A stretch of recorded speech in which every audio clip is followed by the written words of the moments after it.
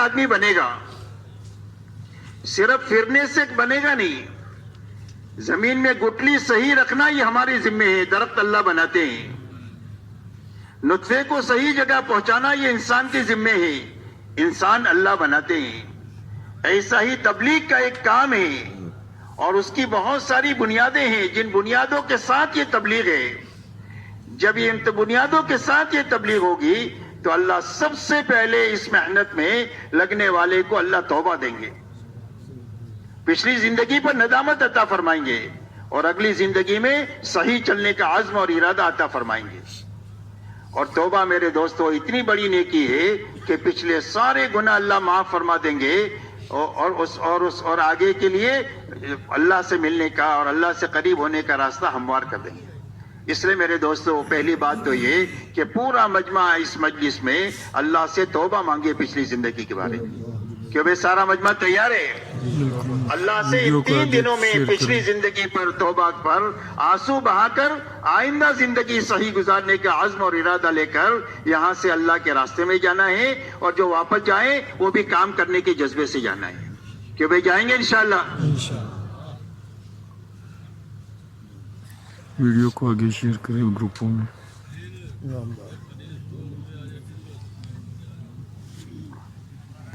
تو اس لیے ایک تو پورا دین سمجھنے کے لیے اور اپنی زندگی میں لانے کی طاقت پیدا کرنے کے لیے تبلیغ ہے. اب پورا دین کیا ہے؟ تو پورے دین کی سب سے پہلی بنیاد لا الہ الا اللہ محمد الرسول اللہ ہے. فرمایا سب سے پہلے ہر ایمان والے کا دل کا یقین یہ بنے کہ ہماری زندگی کے بننے بگڑنے کا تعلق ملک و مال سے نہیں ہے, ڈگری اور عہدوں سے نہیں ہے, چیزوں اور سامانوں سے نہیں ہے, بلکہ ہماری زندگی کے بننے بگڑنے کا تعلق صرف ایک اللہ کی ذات کے ساتھ ہے. اللہ ہی زندگیوں کو بناتے ہیں اور اللہ ہی زندگیوں کو اجارتے ہیں. بنانے والے بھی اللہ ہے اور بگاڑنے والے بھی اللہ ہے. اس لیے کہ اللہ خالق ہے اور اللہ کے علاوہ جو کچھ ہے وہ سب مخلوق ہے. اور مخلوق کے بارے میں اللہ کا فیصلہ یہ ہے لا یملک نفعا ولا ضرا ولا موتا ولا حیاتا ولا نشورا.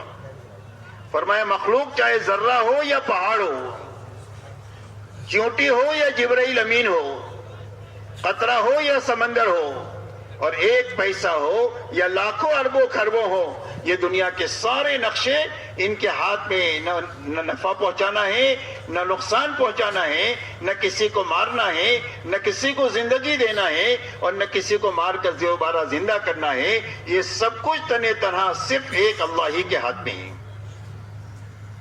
اس لیے میرے دوستو سب سے پہلے ہمارے دل کا یقین ہر ایمان والے کا یہ بنے کہ ہماری زندگی کے بننے بگڑنے کا تعلق اللہ کی ذات سے ہے. آج تک جتنوں کی زندگی بنی ہے اللہ کے بنانے سے بنی ہے, اور آج تک جتنوں کی اجڑی ہے اللہ کے اجاڑنے سے اجڑی ہے. اور اللہ اپنے کرنے میں کسی سبب کے پابند نہیں ہے. اللہ کی قدرت جو ہے وہ مطلق ہے, سبب کے پابند نہیں ہے. اللہ نے آسمان بغیر آسمان کے بنایا, زمین بغیر زمین کے بنائی. اللہ تعالیٰ نے دنیا میں 800 کروڑ انسان ایک گندے قطرے کے ذریعے سے بنایا. ہر ایک کی آواز الگ ہے, ہر ایک کی شکل الگ ہے, ہر ایک کا مزاج الگ ہے. فرمایا اللہ تعالیٰ خالق ہے اور اللہ کے علاوہ جو کچھ ہے وہ سب مخلوق ہے.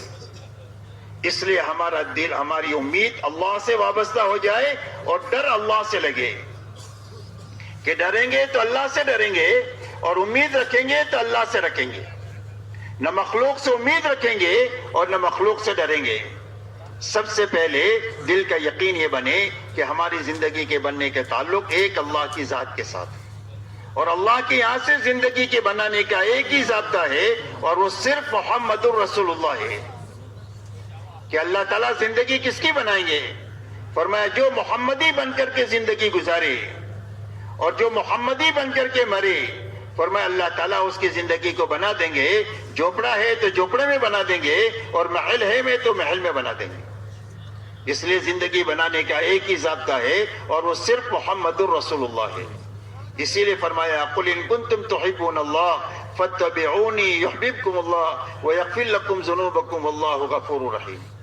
اللہ جل شانہ ارشاد فرماتے ہیں اے ہمارے نبی جی, ہمارا شاہی فرمان انسانوں کو سنا دو کہ اگر تمہیں اللہ سے محبت کا دعویٰ ہے تو اس کی دلیل یہ ہے کہ میرے نبی کے پیچھے پیچھے چلو، اور جو حضور صلی اللہ علیہ وسلم کے پیچھے پیچھے چلے گا اللہ اس کو اپنا محبوب بنا دیں گے، اور انسان کبھی غلطی ہو جائے گی تو اللہ غلطی کو معاف فرما دیں گے، اس لیے کہ اللہ معاف کرنے والے بھی بڑے ہیں اور اللہ رحم کرنے والے بھی بڑے ہیں۔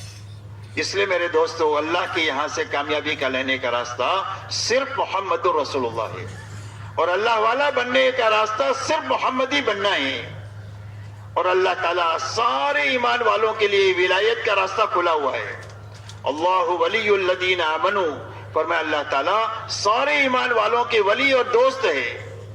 تو اللہ کا ولی بننے کا راستہ کیا ہے؟ فرمایا محمدی بن کر کے جینا اور مرنا، یہ ولی بننے کا شارٹ کٹ راستہ ہے۔ جب اپنی زندگی کے ہر حرکت اور سکون میں محمدی بن کر ہم جئیں گے تو ہم اللہ والے بن جائیں گے، اور جو اللہ والا بن جائے پوری دنیا اس کی ہے، جس کا رب اس کا سب، اللہ جس کا ہو جائے ساری دنیا اس کی ہے۔ ہوا آپ کے لیے کام کرے گی، آگ آپ کے کام میں آئے گی، پانی آپ کا کام کرے گی، فرشتے آپ کی نصرت میں لگے رہیں گے۔ اللہ تعالیٰ ساری دنیا کو ایمان والوں کے لیے مسخر فرما دیں گے جب ایمان والے محمدی بن کر کے دنیا میں جینا طے کریں گے۔ اسی لیے صحابہ کی زندگی میں آپ کو ملے گا کہ جب کبھی بھی ضرورت پڑی آگ کے پر قابو پانے کی تو ہاتھ سے آگ پر قابو پا لیا تمیم داری نے مدینہ منورہ میں۔ جب ہوا کی ضرورت پیش آئی کہ ایک پیغام پہنچانا ہے تو حضرت عمر بن الخطاب رضی اللہ تعالیٰ عنہ کا پیغام پہنچانے کے لیے یہاں پر مدینہ میں رہتے ہوئے یوں فرما رہے، یا ساریہ الجبل، اے ساریہ پہاڑ کے پیچھے سے متنبع ہو جاؤ، تمہاری جماعت کو خطرہ ہے۔ اس آواز کو پہنچا دیا اور ان کی حفاظت کا سامان فرما دیا۔ حضرت سعد ابن ابی وقاص رضی اللہ تعالیٰ عنہ 10,000 کے صحابہ کے ساتھ پانی پر چلے۔ عقبہ ابن عامر جو ہے وہ جو افریقہ کے جنگل میں جانوروں سے یوں کہا کہ ہم اللہ کے نبی کے ساتھی ہیں اور یہاں ٹھہرنا چاہتے ہیں، تو جنگل کے سارے موذی جانور ایسا اپنے بچوں کو لے کر جا رہے تھے جیسے بکری اپنے بچے کو لے کر جاتی ہے، اور پورا میدان خالی ہو گیا۔ کہا جب تم اللہ کے ہو تو اللہ تمہارے اور پوری دنیا تمہاری۔ اس لیے میرے دوستو، پورے عالم کی تسخیر کا یہ نسخہ ہے کہ پورے عالم ہمارے فیور میں آ جائے اور اللہ کا غیبی نظام فرشتوں کا ہمارے فیور میں آ جائے، اس کے لیے لا الہ الا اللہ محمد الرسول اللہ ہے۔ دل کا یقین صحیح بنانا، اپنی 24 گھنٹے کی زندگی کو محمدی سانچے میں ڈالنا، یہ اللہ والا بننے کا شارٹ کٹ راستہ ہے۔ اسی لیے یہ اللہ تعالیٰ تو حدیث قدسی میں فرماتے ہیں، من عادى لي وليا فقد آذنته بالحرب۔ اللہ تعالیٰ حدیث قدسی میں فرماتے ہیں، جو میرے ولی کو ستائیں اور جو میرے ولی سے دشمنی کرے، فرمایا اس کا میرا اس کے ساتھ اعلان جنگ ہے۔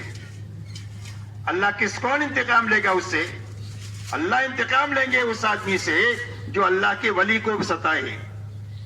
اس کے لیے کتابوں میں واقع آتا ہے کہ ایک اللہ والے راستہ چل رہے تھے، سامنے سے ایک آدمی اپنی عورت کے ساتھ آ رہا تھا، اللہ والوں کے پیر کی ٹھوکر سے مٹی اڑی، اس عورت کے کپڑوں پر لگ گئی۔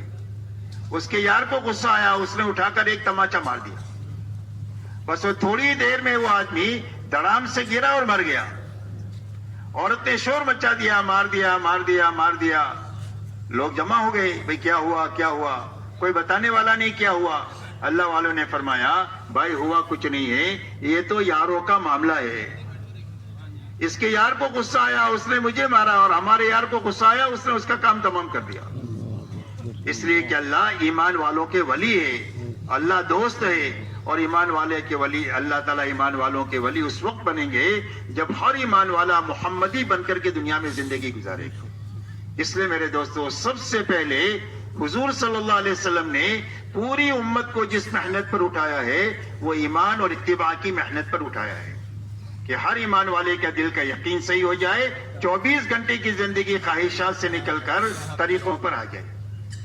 اس کے لیے اللہ تعالیٰ نے ایمان کے بعد میں دوسری جو لائن دیا وہ عبادت کی دیا، کہ ہر ایمان والے کا اللہ سے تعلق صحیح ہو جائے عبادت کے راستے سے۔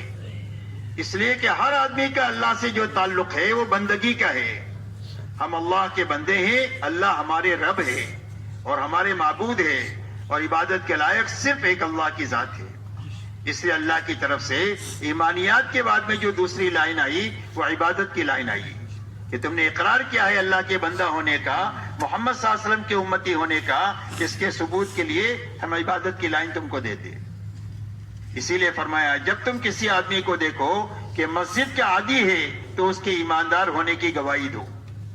اس لیے اپنی عبادت کی لائن کو اچھے سے اچھی بنانا. 100% صحابہ نے اپنی عبادت کی لائن کو اچھے سے اچھی ایسی بنایا کہ مسلمان اور بے نمازی ہو اس کا تصور نہیں ہو سکتا. یہاں تک کہ منافق کی ہمت نہیں ہوتی تھی کہ جماعت کی نماز کو چھوڑ دے, تو مسلمان سے تو سوال ہی نہیں پیدا ہوتا. تو 100% ایمان والوں نے اپنی نماز پر محنت کر کے اپنی نماز کو ایسی اچھی بنایا جس کے نتیجے میں پوری زندگی اچھی بن گئی. اس لیے کہ پوری زندگی کی اچھی بنانے کا راستہ نماز کا ہے. نماز کے بارے میں فرمایا ان الصلاۃ تنہی عن الفحشاء والمنکر, نماز آدمی کو بے حیائی اور برائی کے سارے کاموں سے روکتی رہتی. کہ اگر نماز بنتی جائے گی تو زندگیوں سے رذائل نکلتے جائیں گے اور زندگی میں خسائل اور شمائل آتے چلے جائیں گے. فرمایا برائی کے نکلنے کا راستہ بھی نماز ہے اور اچھائیوں کی زندگی میں آنے کا راستہ بھی نماز ہے.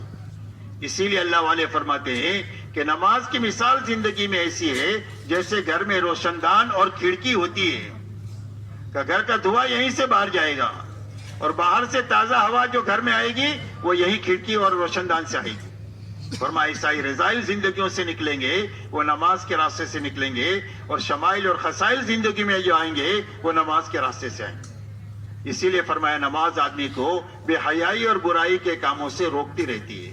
اس لیے اپنی نماز پھر بنانے کی محنت کہ ہماری نماز ایسی بن جائے کہ ہماری نماز اللہ کے ساتھ مناجات بن جائے.